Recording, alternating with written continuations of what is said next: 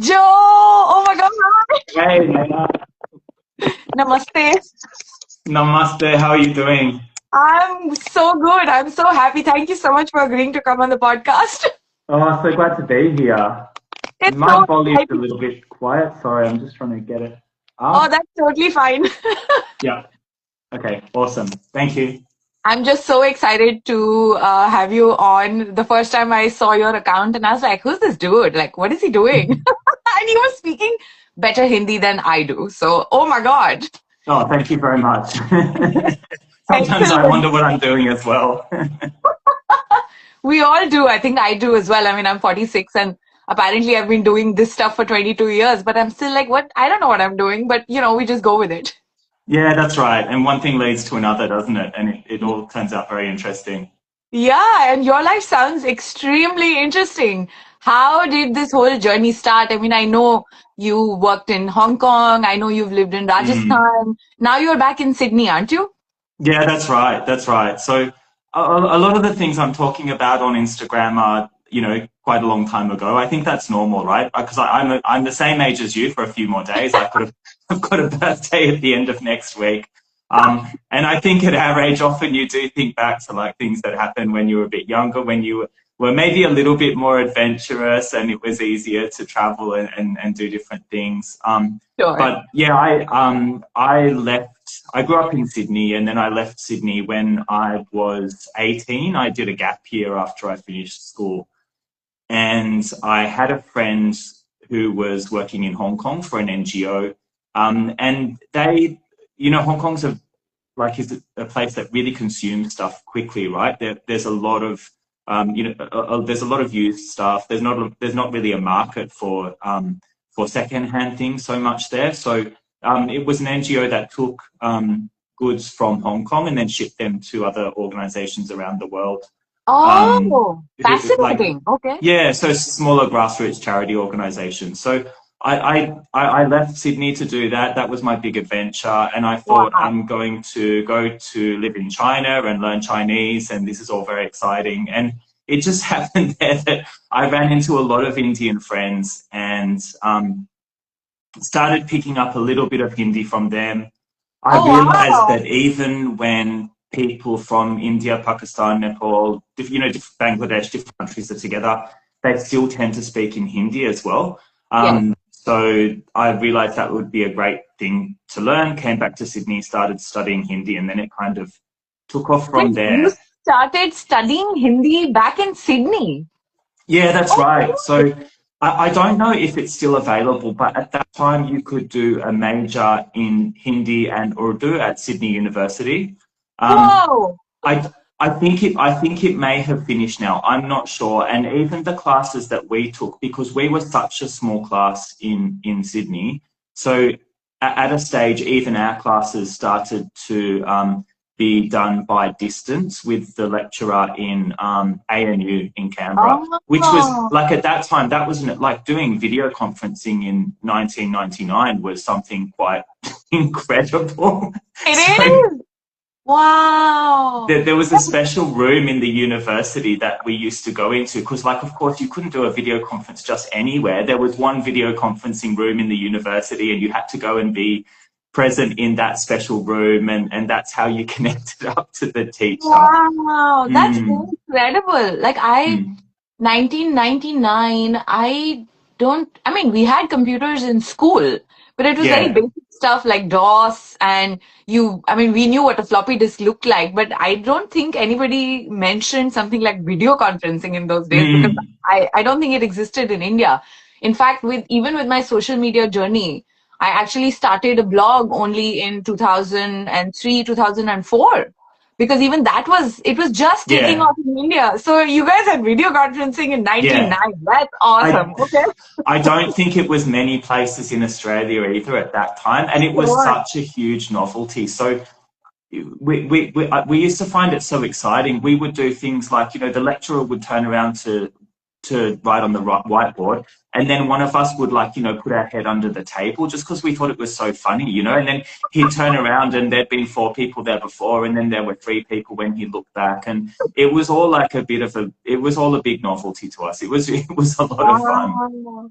Wow, it does sound like fun. I mean, I can only imagine. So you studied this for how many years? You studied Hindi for how many years? I did 2 years. It was a major, so it should have been 3 years, but we had an option to go and do a course in Rishikesh, a summer course for 2 months.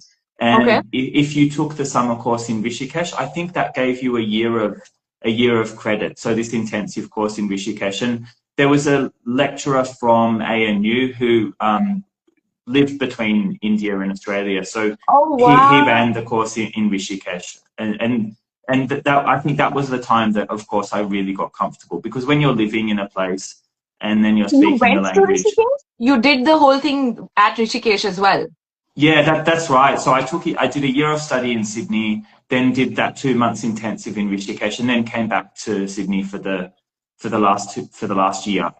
Mm. Oh, wow. So when you went to Rishikesh, was that your first time in India as such? It was my second. So when I finished my year living in Hong Kong, I had a best friend there from Calcutta. Uh-huh. And he was a bit older than me, and he'd been like a really big influence on me. I think I'd learned, apart from picking up a bit of Hindi from him, I'd also learned lot of life skills. He Sure. was very street smart. He'd been a taxi driver and had all kinds of unusual jobs in India, and then Amazing. become a cook and done all kinds of other stuff. And he Wow. had excellent people skills, and I learned a lot from him. You know, when you're that age and you see a person who like can communicate so easily with people, mix so easily with different people, like it's a really amazing thing. So he was a big inspiration, and I traveled with him to India for a few weeks Wow. before I came back to Australia to study, and went to Calcutta, stayed with his family, traveled a bit around West Bengal, Oh, and then went to Nepal as well. So that was my first time. And then after my first year of Hindi study, I went to India for that 2 month intensive. And I had a few weeks, or maybe even a month, before the 2 month intensive started. So at that point, I'd studied Hindi for a year, and I oh, wow. thought, let me just try and go to the most remote places possible where nobody will speak English and see what happens. So I started off doing a few typical things. So I visited Delhi, went to Jaipur, went to Agra. Sure. But after that, then I started to go to some like quite small cities, especially through UP. And that Ooh. was really exciting, like places like Jaunpur, Rampur, Sitapur, Moradabad, Bareilly, Wow. and had some really interesting experiences. And then I went to my 2 month intensive in Rishikesh, Rishikesh. and that was a really Oh, effective way of learning, because when you go to small place, you know, in India everyone speaks English, right? Most people speak English, so yes. Yeah. when you're starting to learn a language, it's quite hard. If somebody speaks your language already, it's very hard to speak in the other language, because Yes. you need a True. level of confidence to do that, right? And you need to be Yeah. actually forced into doing it. So by by going to some small places, I was forced into doing it, and that was a really good learning experience. Wow, that to me that is so fascinating. The Mm, fact that you were 18, 19 years old and you decided to go to this, what most people look at as a completely crazy, chaotic country, mm, and that you wanted to learn the language because Hindi isn't easy, especially if you are mm, an English speaker. Like my partner mm, right now, he's Australian and he loves the language. He loves it when I speak in Hindi with my parents on mm, video calls, or we get together. We have this Adelaide collective here, and a lot of Indians show up, and we're all like, loudly, and it's all Hindi. And mm, he's always fascinated. He kind of gets the energy, but he doesn't know how to speak it, especially mm. the way we, some of the letters that we have in Hindi, like na, and the way Yeah, we say ra and stuff, which doesn't yeah, come naturally to, maybe the Australian accent. So it's fascinating to see him struggle with that. But then the yeah. fact that at 18, 19, you decided to go and do that, like, was it something that you knew would be a challenge and you wanted that kind of challenge in your life? Or was it just something you wanted to just, like, let's see what happens? Yeah, when I think back on it now, I think it's a bit crazy, because I do think, like, you know, you at that age you go into situations that are maybe not that safe, but you don't think that much of it, because True. it's the age, right? You don't have so much of a sense of danger, and you have a big sense of adventure. I mean, I felt very safe all the time. But I Wow. think when I look back now, because when we travel now, we have so many resources, right? Like we've Yeah. got our phone, we've got a map in our phone, we can Yeah. call people from our phone at any time. And I mean, I feel really old saying it, but it was a completely different age. Oh, And yeah. Oh my when, God, there was nothing. Like there were no phones. You had that's maybe like right. a paper map and That's like right. my family we used to love traveling, but I remember like my dad would just get in the car and we would be like, okay, here's the map. And because my dad was in the army, so we had like this big map which was Mm, annotated and we'd stop yeah. here and there and you had to actually roll down your window and ask people for directions because Yeah. even directions were not very, in India, they weren't That's really right. It's there. not always clear. Yeah. Yeah. So I used to travel with like photocopied pages of a guidebook because of course it was too heavy to carry around the Lonely Planet guidebook, right? It's a big book. It So I is. would photocopy the pages and then as I left each town, I would throw away the pages of that town. So my luggage was even a little bit lighter. Um, Smart, but smart. then that's the beauty that that's one of the beauties of Indian culture or in and the way that people interact in India is that people are so happy to give directions and True. help. That is So true. it is a country where it is very possible to get around just by asking people for help Absolutely. everywhere, which is Absolutely. incredible. You couldn't do that in other places, but I think there and especially at that time it was possible. Yeah. No, even now I feel like it's very, you just, roll down your window or you just walk up to someone and be like, hey, Mm, I need to go here. Like, what do I do? Where do I go? Even if they don't mm, understand your language and if they can see the map and they understand where it is, then they'll that's tell you. right. Yeah. Mm, Yeah. that's right. But I Interesting. think, yeah, it was wanting to have a sense of adventure. And also, I think Australia was a different country at that time. Culture was quite different. I'd grown up in a part of Australia, so the Northern Beaches in Sydney, which is quite an insular place. And it's not a Sure. very diverse place. I mean, growing up, I remember we had kids in our school from different countries, but nobody would reference it. Nobody would talk about it. There was certainly nothing Sure. done at school to celebrate the fact that people came from different places or spoke Sure. different languages or had different cultures. You wouldn't realize they spoke a different language until maybe their parent picked them up at the gate and then you heard it and then that was quite surprising, right? So it was not a very diverse place to grow up. And I think sometimes that can feel a bit constraining as well, where you've grown up somewhere where everybody's quite similar. There's a lot of pressure on everybody to act the same, like the same things, eat the same foods, play the same sports, all of that kind of Mm. stuff. So I think having grown up somewhere like that, it was very like liberating to go to another culture because once you move outside your country, you feel a sense of freedom, right? Because Oh, yes. yeah, Yeah, I you used to realize tell that everyone, like I used to meet in India and people would ask me that, what should we do? Like what advice do you have? And I would say just travel. yeah, If there is one piece of advice that I would give to everybody is to travel because it yeah, changes your perspective on so many things. And yeah, yeah, I mean, you get to experience other cultures, but even for me, the first time I traveled out of India was 2008 or 9, and I didn't even go far. I just went to Bhutan. And mm, my experience, it was shocking because I was trying to cross the road on a pedestrian crossing and the traffic light turned green. So I stepped back because I was about to cross. And the traffic was 3 lanes wide and they did not move. And I was mm. like, what is wrong? The light is green. Why isn't anyone moving? So one of the guys in the car closest to me, he's like, you can cross. We're waiting for you to cross. Oh, that's lovely. I was like, what world is this? What dimension am Mm. I in? Because in India, if you try to cross, even when the light was green, someone would try to run you over. Yeah, yeah, So it was yeah, like, oh, this is possible. Like, this is, it's happening in some other part of the world. So I yeah. understand that. But Joe, I have to say, I have not met a lot of Australians who are that interested in a different culture where they Mm, will actually put in the effort to study the language, learn the language, go to mm, the country, etc. So I do feel like you are in the minority, and mm, it's uh, it's nice. I appreciate it. My partner is also the same. Like he's been very interested in Indian culture. mm, He has Nepali chilies growing, and people on mm. TikTok will be like, "Oh, I'm coming to pick up Nepali chilies from you." Yeah, And he likes the food and he loves the food because he says the same thing that growing up, they had maybe 1 or 2 kids in school who were not Australian. Yeah. And he was introduced to the food quite late in life, and he's always been curious.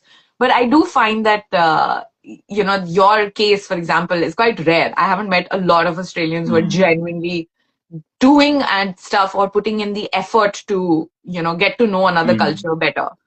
Do you think that's because maybe your parents were like that, or was it just like you were like an aberration or something in your family? No, I think some of it definitely came from parents. So my parents migrated from the UK to Australia just a couple of years before I was born. Okay. And we used to travel back to the UK regularly, especially when I was young, because of course all of our family were there. So we didn't have a lot of family in Australia. We were just that small nuclear family. Sure. And all the relatives were back in England or Wales, Norway, other countries. So we would travel fairly often. They'd always make a point of stopping over, usually somewhere in Southeast Asia when we were on the way to the UK. So I think I had quite a bit of exposure from an early age like that. And also I was a huge reader as a kid. Like I loved reading, and it was all kinds of stuff. But as a teenager, like a lot of fantasy fiction, and then a lot of books, historical, like classic books, things set in the past, a lot of things set in different countries. I think that kind of prepares you for a bit of adventure when you grow up as well, because if as a kid you're lost in other worlds, then you have this idea that, well, I guess that was a realization, right, at the age of 18, that other worlds exist, these other cultures and other realities exist. And it's not just in books. You can actually go there and you can experience it for yourself, which is a really magical thing. Yeah, fascinating. I was a huge book nerd as well growing up. My mom used to be like, "You're a bookworm. Your nose is always buried in a book somewhere or the other." Like there could be a room full of people and I'd be sitting in a corner going like, "I need to finish this before that's right. Yeah, I was the same. So yeah, you're right. It does open up a whole world. But I think my introduction to other cultures within India, because my dad was in the army, is where I got all that curiosity from. Because even if you move from one part of India to the other, it's like, what is this? This is totally different. Yeah, that's right. Exactly. What people wear is different, how they talk, customs, cultures. So even as a child, every 3 years I used to get this like shock of like, oh my God, everything is new again. So that's incredible. I think I found it easier to then travel to any part of the world and feel like, feels like I've been here already. That's why even when I landed in Adelaide, I had never been to Australia before that. Yeah. And I landed and I was like, I went through customs, I spoke to a couple of Australians, and I was like, damn, this feels like home. And that feeling hasn't really changed. I do really enjoy it here. And now I'm thinking that when I go back to India to visit, I'll probably struggle with all the noise and the pollution. And I'm like, I don't know if I want to do that, but, I'll go back to see my folks because otherwise they'll kick my ass. Yeah. But I think that preparation at a young age, it's great because it teaches you that actually there are differences. Not everybody does everything the same, and that's completely fine. And also, it's quite a good thing to learn about how other people live and try out their way of life as well. And it's not going to harm you. It's only going to benefit you. If you can learn that at that age, I think it's a great thing. Yeah, that's the thing. I mean, if you look at it as fun and exploration and adventure, then it's totally different. And it just opens you up to so many things that you have not experienced in life. Like, I'm sure you enjoy Indian and Southeast Asian food as well, right? Yeah, exactly. Yeah. Oh my God. Like, it's like people here tell me, oh my God, have you tried Australian cuisine? And I'm like, Australia has a cuisine? I didn't know that. Yeah. I find that really hard because, of course, like when you travel in India, people ask you what's typical Australian cuisine, and there really isn't there's not a good answer. There's a lot of questions people ask which don't have a good answer because, of course, like there's an assumption that, that there's a tradition and there's a history which is maybe as old as India, and it's not the case, right? Because apart from the Aboriginal tradition in Australia, like everybody else has arrived in the last couple of centuries, and most people have arrived themselves or their parents have arrived as immigrants, and actually, things are very mixed. Yeah. And even if I think back to the places that my grandparents or great grandparents came from, a lot of that tradition is gone as well. And also, they were people who'd lived through wars. So they didn't have Oh, necessarily a really rich food tradition because not at all. they'd had rationing for a big part of Yes. their life. So they did have traditional foods, but they were, and apart from war, they were poor people, right? Like the Oh, places yeah. my family came from in the UK, like a couple of generations ago. So Yeah. they ate very simple food. They didn't have like a rich culinary tradition like people from India are used to. True, true. No, this is a good point to bring up because I did not know a lot about Australia's history before I moved here. And, Mm, now I live with Australians, so they have shared, like how Jamie's mum, for example, or they lived through the Depression and so many like wars and stuff. So you're yeah, right about the food aspect. And I remember I had, in my initial months when I was here, I was hanging out with an Australian family and we had traveled somewhere. And they were like, oh, like dinner's ready. And dinner was basically a loaf of bread and some chicken. And I was yes, like, what? Like, I mean, sure, like if that's what works for you. And, they're not poor by any means. So yeah, I was like, what is this bread and chicken? Who eats bread and yeah, chicken? And apparently it's quite common that you eat bread with the chook. And, that's what yeah, a chicken is called. And there's no masala on the chicken. It's just, yeah, steamed or boiled. And maybe you'll have some butter or some cheese or mayo, but that's about yeah, it.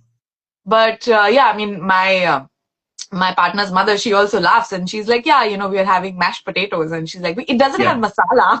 I'm like, mm, yeah, I don't mind mashed potatoes, but yeah.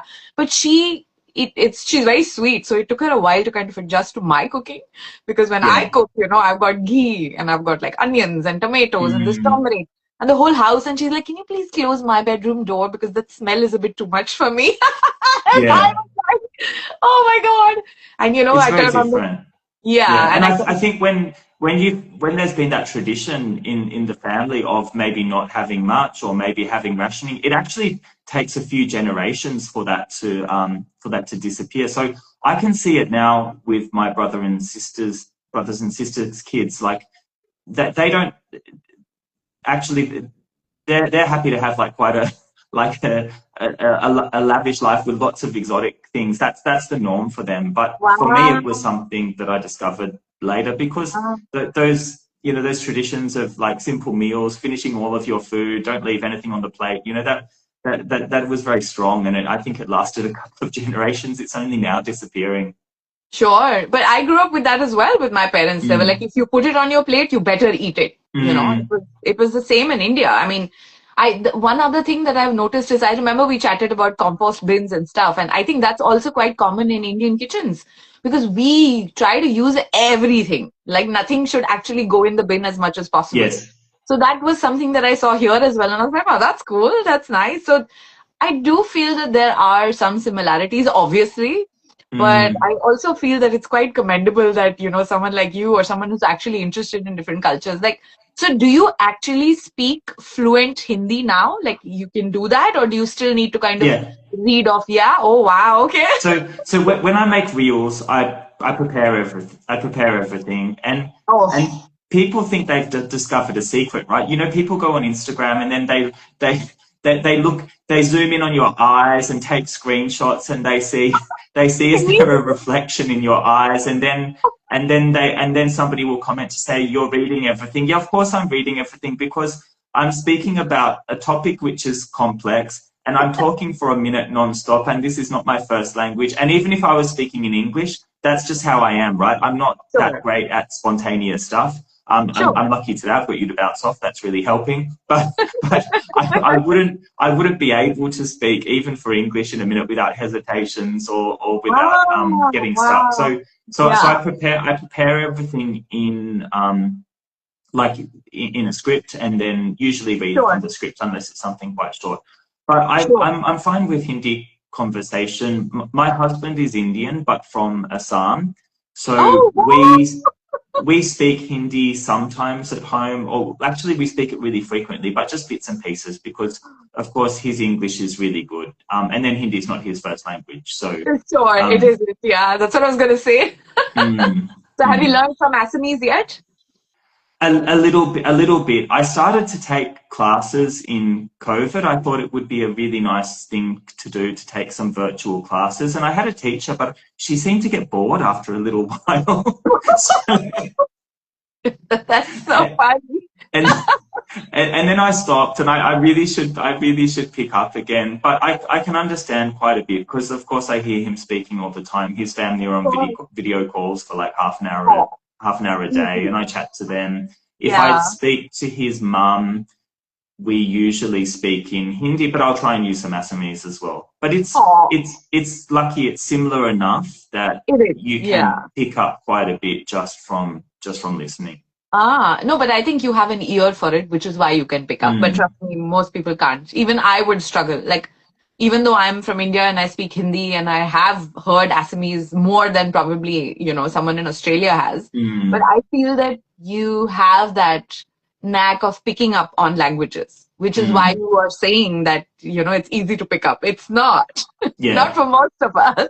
yeah, But I'm so fascinated. Like, this is really, really cool. And I know people are interested in, like Indian cuisine, but actually putting in the time and effort to learn the language, I'm just like, yeah. oh my God, hats off. Well But done. sometimes I think, I just started down a path at that young age, and sometimes you start down a path and it's too late to turn back, right? So Yeah. so I'd invested a lot of time at that age, and now it's with me, and it's a shame not to use it. And that's part of the reason that I started the Instagram account, because Which I don't was going to be use my next Hindi question. at Like, work. how did you, Yeah, yeah, how did you get to that? yeah, I just don't get the opportunity, right? At work, I don't use Hindi. Apart from 1 year living in India, I've never had a job where it's relied on Hindi skills at all. Sure, We speak a sure. little bit at home. We watch quite a lot of Indian TV at home, but otherwise, I don't have a place for practicing. So Instagram was a Ah, great place to keep getting practice.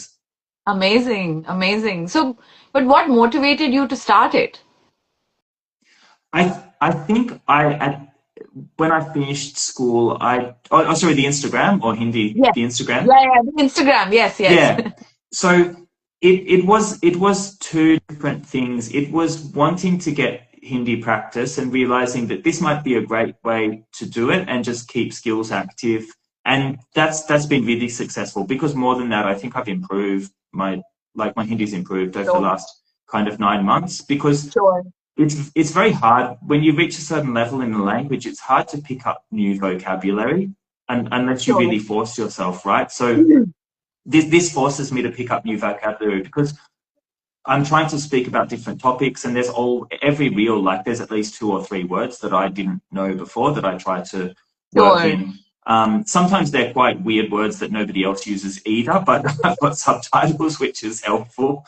Um, but it was partly that, but it was also just realizing that, like, the online space, social media can be so, like, there's so much nasty stuff there. Oh, it yeah. it it's not everybody being nasty, it's just a few people probably, Yeah, but yeah, it's really visible, and it's like horrible, and it's really gutter level. It's not even intelligent, or there's no logic behind it. It's just real absolute like gutter stuff.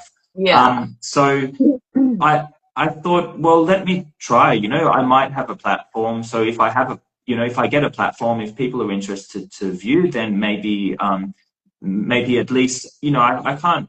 I don't want to come out arguing against people, because that doesn't really work. So Sure. let me just try doing my thing, and giving an alternative voice, and see if that's helpful in any way. I think it is a little bit helpful, but I It is. also I also noticed that, the more meaningful content I try to make, the less people watch it quite often. So I realized that if you want to have any kind of audience at all, you do need to mix in the more meaningful Yes, stuff with the stuff yes, which is like a little bit more potentially viral or watchable. absolutely. Yeah, yeah, absolutely. And sometimes for me, it's even unintentional. Like I made these, a video about getting cream off of milk, and I Yeah. wasn't aware of Australian milk and terms like homogenized and unhomogenized, because in Yes. India it was like you get milk and you get cream from it, and that's it. But Yes. I made that video on a whim because I was really frustrated. I wanted cream. And that video, oh my God, I was like, what is going on? The amount of abuse that that video received. And of course, the amount of helpful comments, because I literally at the end of the video said, help a girl out. And people were like, oh, by the way, you need to get unhomogenized milk. Try this Yeah. brand, try that brand. But that just became like its own thing. And then, of course, I was like, oh, like, what can I do with this? Like, can I do something with this? So then I started, talking about different types of milk that's available in Australia. Yeah. Eventually, I went down to, a aisle at Foodland and said, okay, what is this butter? And Yes. so it's spreadables. And, a lot of people in the comments were like, everyone in Australia knows what spreadables are. Don't spread misinformation. And I was like, whoa! Yeah. People got really triggered by that. And Yeah. it wasn't intentional. Like, I wasn't on purpose saying that this is butter. My idea was just read the label, because I feel like as an Indian, the options or the variety that's available in Australia of the same product, there's a whole aisle of just butter. So it could be Yeah. butter, it could be margarine, it could be spreadables. Just read the label. And a lot of people DM me saying, oh my God, I had no idea. I'd never read the label. That was the idea. But Yeah. my God, and I do sometimes think, I say, maybe I should do the next one about, packaged cream and why I don't like using that and why I prefer fresh cream. But then I have to kind of brace myself that, are you ready for all the For the negative comments, cream controversy. Yeah.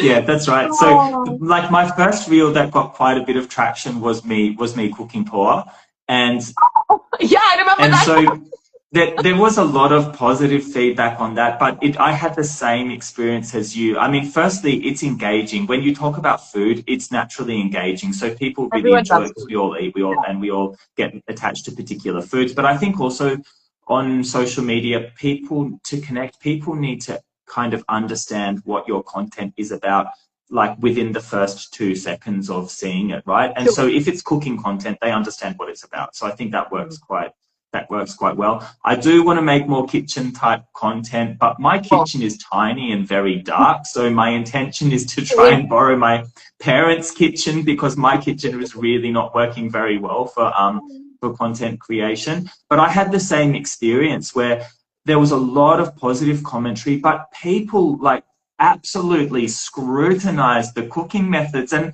of course, I'm not cook. Well, poa is really interesting because people eat poa all across India, and they cook it differently everywhere, right? So there is not really any one correct way to make poa. Even I know that.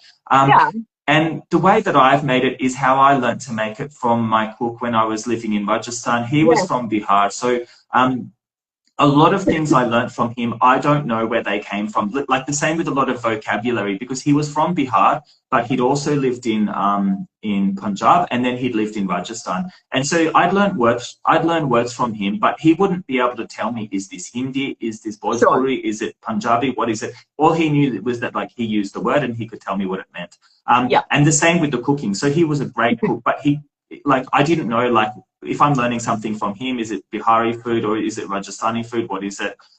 So I cooked poa the way that he taught me to make it, and he would just chuck whatever was spare in the kitchen, he would chuck it in. So if there's some leftover vegetable, he'd just use it up by chucking it in the poa. So I did the same thing and just put some beans in the poa. I thought, I can't just make poa without any kind of vegetable. And I think I had several hundred comments saying like beans nahi dalna, like it's amazing like how passionate people are, and also how people are tied to their way of doing something. But I appreciated all the feedback, and I think I learned some good tips as well from that video, but people's passion was incredible. Oh my God. It's quite funny. I did see that video and I did see the comments also. And we had a similar video. Like my partner put it up on his page, and he barely has a following. He's not really on social media either, but he loves Indian food. And you know what dhokla is? Yeah, I do. Yeah. So we go to an Indian store here to do our grocery shopping. And on weekends, they have somebody who supplies them boxes of dhokla. And he had never eaten it, and I introduced him to it, and he was like, "Oh my God, what is this? This is awesome!" I love dhokla. So just after a few months, that guy had gone back to India, so there was no dhokla for a few months, and then it came back, and we happened to be at the store, and there was dhokla available. So we bought a box each. We got in the car, and he's like, "I need to make a video." And he made this video where he's like, "Oh, the dhokla man is back, and I'm eating dhokla and whatever." Holy shit, the number of comments. This is not Mm. dhokla. This is khaman. Why are you not eating with the imli chutney? Why aren't you eating it with Yes. this? Why aren't you eating with that? And he's like, dude, the shopkeeper told me it's dhokla. I don't know what it Mm. is. I just love it. And there were a lot of comments where people in Adelaide were like, hey, you come over, I will give you actual dhokla. And he's like, I'm more than happy to go to anybody's place to eat Indian food. Yeah. But it was mental. He was like, what is going on? I said, well, Indians are very passionate about their food, and they will tell you that this is not to be in this. So I totally understand that bit. Yeah. But you're right. So although I'm really keen to make more cooking content, I also have that same caution that you have now, that you have to brace for the comments. And I probably have to do a lot of research, because even though there's a lot of items I feel very comfortable making, I'm now aware that other people will think that they should be made a different way. So I'm going to be quite careful and research carefully and give some disclaimers as well. No, but Joe, honestly, I don't think it matters if you do disclaimers or do your research. You will still get those comments. That's right, yeah. Like for me, the fact that I have a white partner, I knew that it would trigger people. But does that mean that I'm not going to talk about it or post about it? Fuck no. Like, who cares? Yeah. I'm just going to do what I do any which ways. Yeah. But yes, for me, the mentally being prepared to like read those comments, that is something that I do. Yeah. But I don't think I have curbed my content in any way based on, the kind of comments I might get. Even in the kitchen, like when I cook stuff, sometimes I make stuff and all, it's literally I just throw whatever is there and that's what works for me. And I'm not providing a recipe. This is just how I like eating stuff. And, there will be people who will DM you and say, hey, that was actually really cool. But in the comments, there will be others who will be like, what is this nonsense? You're not representing India correctly. So there will always be someone who will have a complaint, whether, Indian or Australian, it's going to happen. But I think you should do more food content. It's so, for me, it's so, I find it really endearing that here is someone who is actually taking the time and the effort to, not just learn about the culture, but you actually enjoy the food to make it. And I feel that today's pace of life, everyone is in so much of a hurry that a lot of people just don't cook at home anymore. That's right, yeah. I was really surprised when I did a video showing how to get cream out of milk, the number of people who wrote to me on DM saying that, oh, I did ABC, but I didn't get the cream. Like, I'm like, how can you, being an Indian, forget how to make cream? Like, what is wrong with you? But then I was like, it's because when people come here, they're so occupied with making a life for themselves that this is not something that is a priority. But then, when you've been here for a while, then you start missing some things back home and you're like, oh, how do I make cream? Which is why I wanted to do it in the first place. So I've actually shared videos in DMs. I've shared step-by-step stuff in DMs saying you need to do this. And then people send photos of the cream that they were able to make. And they're like, oh, now do a video on butter. And so it really depends. I mean, I enjoy cream a lot. So I'm like, yeah, it works for me. But it's a lot of fun. I really enjoy being online, and I've been online for donkey's years, and it never gets old. I'm the same, and it shocks me because I thought about doing some kind of social media content for a long time, and I'd had friends who really, really encouraged me and told me, it'll be really popular, you should do it. And I just didn't know. I didn't want to do it because I didn't know why I was doing it. I thought, am I doing it for attention? What reason am I doing it for? And, maybe part of it is attention, but it's connection, which is really lovely. And, when those comments come, which are critical, well, often, it's easy to perceive things as critical. Sometimes they're not critical when you look at them, from a bit more of a distance. Sometimes they're just somebody engaging. But even when they are quite critical, there's always somebody that comments back and, gives a different perspective or comments back in your support. And then, and I'm exactly. And then what really surprised me is that there are a lot of people who will send a direct message. So after there's been some kind of nasty comment, or even just a critical comment, or even just somebody disagreeing with you, like I frequently get DMs from people who say, I don't agree with that person. I really liked what you did, or whatever. Sure. And even on quite trivial matters. So there was a time that I think somebody corrected how I had gendered a word in Hindi. I can't remember what it was, but that's the thing I have to check most if I'm writing up a script reel. I have to check the gender of words because I still find that really, really difficult. Sure. And Sure. I knew that I had checked this word and I knew that I was correct, but I didn't want to reply to them in the comment. What's the point? But then I had a couple of people like message me afterwards to say, you know, they were incorrect. You were actually correct in how you in the gender of the word. And I also realized that them not replying in the comments isn't them being cowardly or anything. It's just them. Some people don't want to get into a comments battle, right? Which I completely understand now. So I really appreciate those DMs now. It's really lovely that people do that. I know. I love the DMs. And honestly, it's because of all this stuff that I've been posting that people in Adelaide know that I'm here. And, you know, with the milk videos, it was hilarious because I was walking down one of the streets like Rundle Mall and there were these 3 girls who were, you know, I was kind of crossing them. And one of them just touched my elbow and I turned around and she's like, we love your milk content. And I was like, that's so sweet. So it's fun. I think it makes my life more rich because I get to interact with a lot of people. That's right. Yeah. I get to, you know, listen to everyone's journeys. I mean, that's how I found you. And it's been fascinating watch you, you know, speak Hindi. And that whole thing with the Indian Prime Ministers, like what exactly happened with that? That really blew up. Like you were on like TV channels and shit, right? Yes. So that one completely shocked me as well because I think I had a sense that like making something on you know through lip syncing, which everyone in India calls lip singing. That's so interesting. So all the comments everyone says, you know, great lip singing. But I had a sense that it'd be popular. But when I heard that speech, because it was the week that Modi had visited Australia, I think I must have been in the kitchen and I think I watched somebody else's reel, which was just Modi giving that bit of the speech. And somehow that just immediately came to mind that that's what I want to do with that bit of audio because it's quite, it's meaningful, right? I know it seems really trivial and a lot of people in India just see it as just like mocking the speech or mocking how trivial the speech is, but there is meaning behind it because if you've left your country and come to another country, like that is quite a significant, you know, theme for you. So I posted it and I thought, I think this one's going to be fairly popular. And then I went out for dinner with my mum and dad. It was my dad's birthday. So we'd gone to a Goan restaurant with my husband and mum and dad. And we were having dinner, and I think I must have just checked my Instagram somewhere in the middle of dinner and then noticed that it's up to 1 million views. And from there it just went wild. And then there was a few days where a few weeks where I just could not keep up with the comments or the DMs or anything like that. It gets impossible at a stage.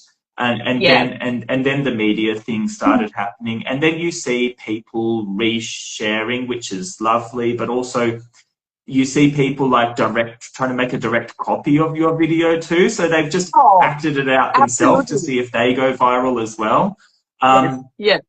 And then a lot of news agencies kind of screenshotting it or downloading the video and then re-uploading it. So not a share, but trying to make it into their story. And there was, and then people turning it into an AI version as well and posting an AI version on their account. There was like all kinds of weird stuff. Wow. Fascinating. Wow. Yeah. Okay. And the CNN interview, I was really like in awe and quite intimidated because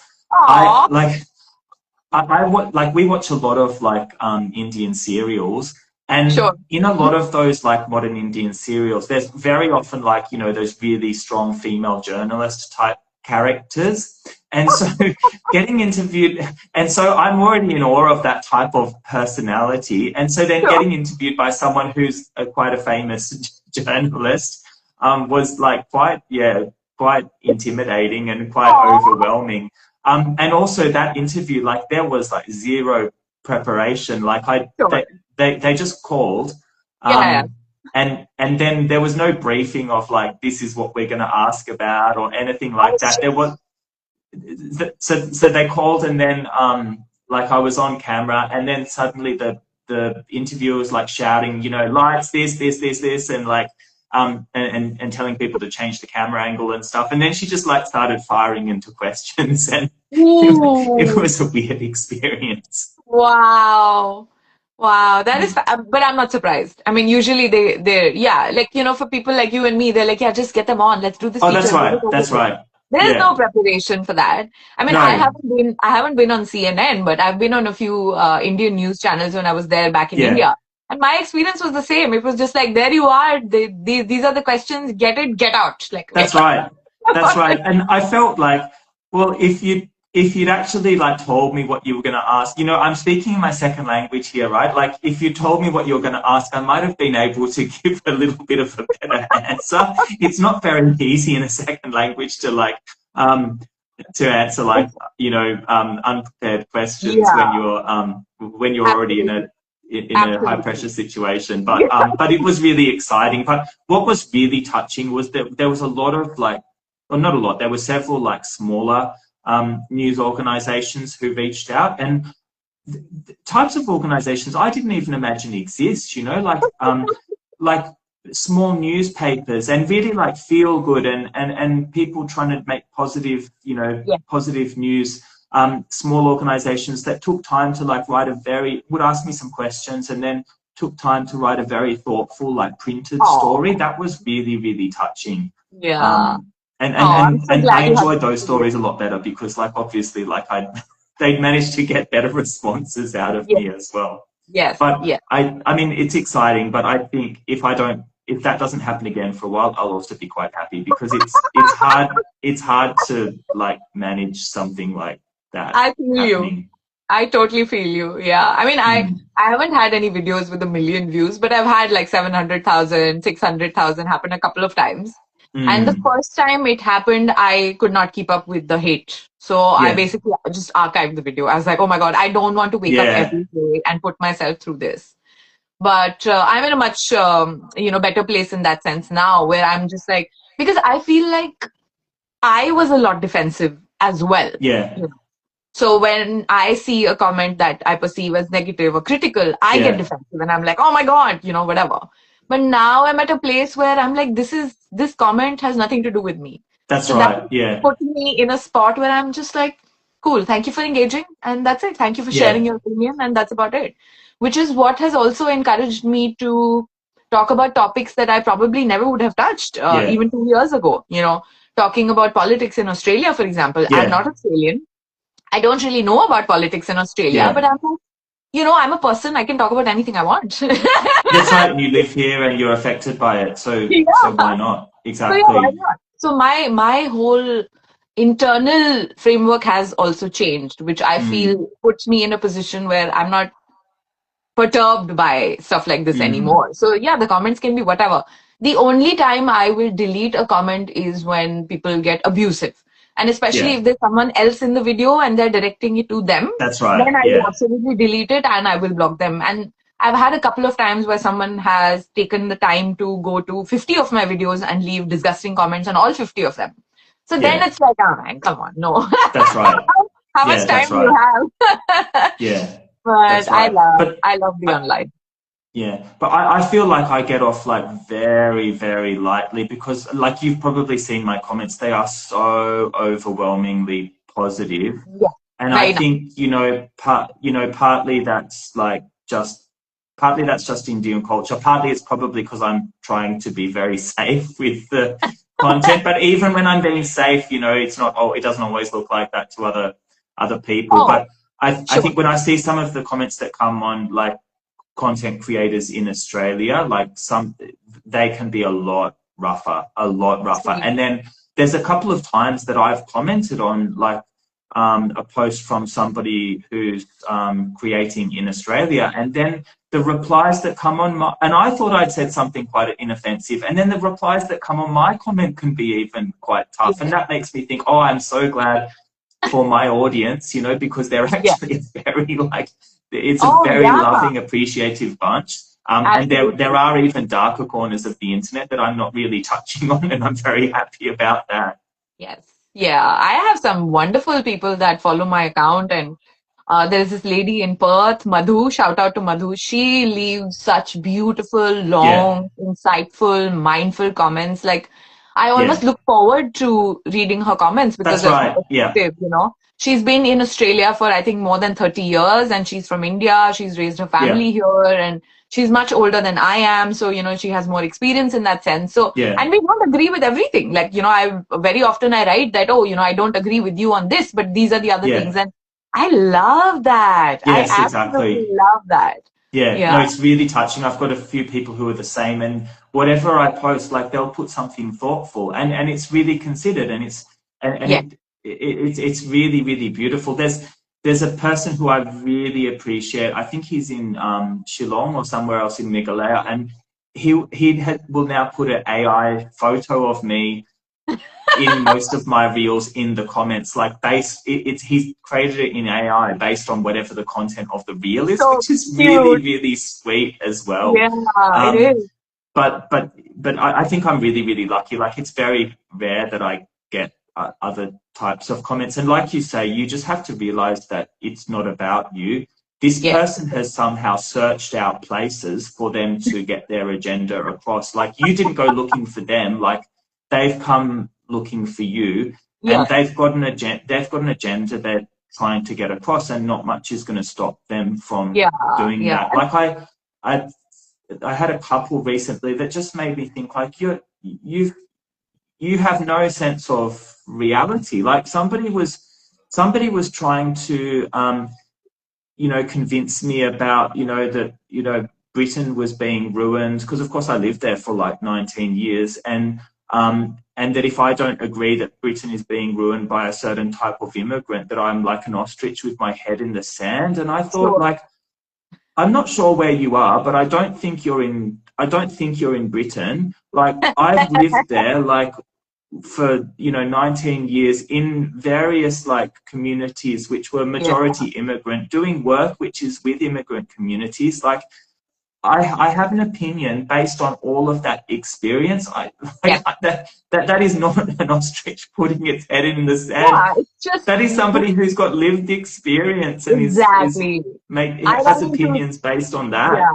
Yeah. No, I run into that also quite often. I met a gentleman in Melbourne who was driving an Uber during I think the first 10 days that I was in Australia. And he spoke to me so kindly. He gave me a lot of advice. He was younger than me. And he told me that he had moved here from Singapore as a 15-year-old who didn't speak a word of English. So I made Mm. a reel about that. And long time later, like not when I met him. And I said that I'd met this guy and this is what he told me. And one of the comments was like, I have never met anybody from Singapore who doesn't speak English. And I'm like, what's your point? Just because I you have. haven't. Like, what are you talking about? Like, so it is interesting. I mean, honestly, it's Yeah, quite entertaining. I have to kind of pull back because I have other things to do. yeah, But yeah, it is fascinating to see people not consider someone else's lived experience or yeah. yeah, we have a running joke like in his family where for some reason everyone thinks that he's much younger than me and they think I'm dating like someone who's 20 years younger than me. And I'm like, why? You're not that young. It's become like Mm. an inside joke. So I get comments like that, and a lot of women, Indian women, reach out to me in the DM saying, I have a white partner too. And you know, I look at your comments and it's so scary to post stuff like that online. And That's I'm like, who right. cares? Fuck them. Like, you do you. Like, who That's cares, man? right. It's Yeah. so easy to just block someone these days. Just get over it. Yeah, that's right. That's right. I had somebody commenting yesterday or day before saying that I'm being ignorant, or I've got an idealized idea of, or idealized notion of a culture which is deeply incompatible with Australian culture. Um, and it just makes me laugh, because like maybe that's why my marriage has been so successful for the last 14 years. Maybe I'm ignorant about the fact that we're deeply incompatible. I don't know. Um, like other people are Oh, making it work. It might be deeply incompatible for you, but it's not deeply incompatible for the rest of us. It's in fact, yeah, like part of the richness of life, right? yeah, yeah. Um, No, I feel that, you know, you saying that you are grateful for your community and that you mostly get nice and kind comments. I would really like to say that it is a reflection of who you are as a person internally oh, thank also. you. that makes a lot of difference, because I have noticed that whatever internal shifts I have made, it reflects on your online as well. So don't forget Mm. about Yeah, that. thank you. Yeah, thanks. um, My husband like makes a joke about it because he thinks now I'm starting to act like some guru on social media or some kind of god man because he knows that the real person is not quite the same as what's portrayed on social media. So oh my that's now quite a God. bit of a joke for him. But Listen, that's what Joe. we all do, right? We all aspire to be a better person. We all want to show Yeah. the best version of ourselves, and we all want to show something more positive to the world and keep some of our flaws and some of our Yeah. weaknesses away. That's so cute. Yeah, I really appreciate your point of view. We Mm. are about 6 minutes away from our time being up. And again, thank you very much for coming on. I hope that you get millions of followers and you are super popular and you start learning other languages and other cultures. I know it's a lot of work and you also have a day job. But I think it would be fantastic. I would be like, oh my God, I know Joe. He was on my podcast. Oh, It would be thanks, Naina. It's been a real pleasure to speak to you today. so And what? I've been enjoying your videos for a long time as well. Thank you so much. And in terms of, like with your social media, are you planning to at some point turn it into your full-time job, or is this I, something I, that don't, I don't have any plans to. I've had quite a lot of collab requests, nothing which sure, is particularly tempting. sure. A lot of it is barter arrangements. So No, I, I no, no, can't see I no, can't no. see it going anywhere very fast. No. If you want like contracts and if you want someone to look at stuff and then advise you, Mm, I'm more than happy to do that for you because I've been doing this shit for 22 years and no mm, barter, please. Oh my God. yeah. So I don't have any immediate plans, but Okay. I'm just still really I've got a regular full-time job, and so Yeah. this is just still a really enjoyable thing for me. But I think what I'd really like to do is just have it as something that I can continue to do. That it's not that it's regular, that it's something people can connect with, and that it Sure. just keeps being real. That's what I'm hoping for. Sure. Yeah. But I'm really excited that it does, it has opened other opportunities as well. And like you say, Oh, like yeah. it's a way to connect to the world because Yeah. when you've lived in different places like you have as well, you get a sense of sadness that you can't be everywhere all at once, right? You can't be in Australia and India and London or wherever else at the same time. Like it's quite Yeah. sad. So actually feeling that you have that connection through social media Connection. is a real Yeah. special opportunity, which Yeah. I'm grateful for. Yeah, I do appreciate that. Getting to speak in Hindi with, other Indians that I meet or being able to do a video in Hindi, it does make a difference. Like my partner tells me that my energy completely shifts when I speak in Hindi. He's like, you become a lot more grounded and centered. And I was Mm. like, no, I had no idea, but okay, cool. Yeah, yeah. No, I That's think it happens, doesn't it? Which can change personality yeah. slightly. Yes, yes. Mm.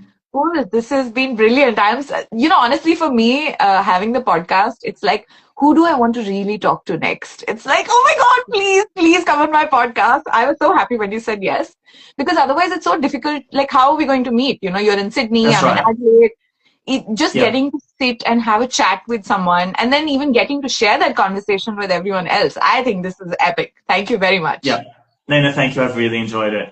Thank you, Joe. Take care. Bye. Thanks. See ya.